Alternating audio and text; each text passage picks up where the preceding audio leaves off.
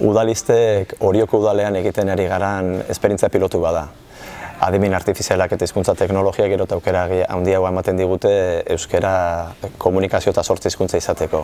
Gu 3 alorretan zentratu gara oraingoz. Bata da 8 hizkuntza, jatorriz euskara sortzea, hortarako gero eta baliabide gehiago ditugulako. Bigarrena webguneko informazioa euskaraz izatea eta gaztelaniazko informazioa itzultzaile automatikoari esker eskuratzea, eta 3. udalbatzarrak.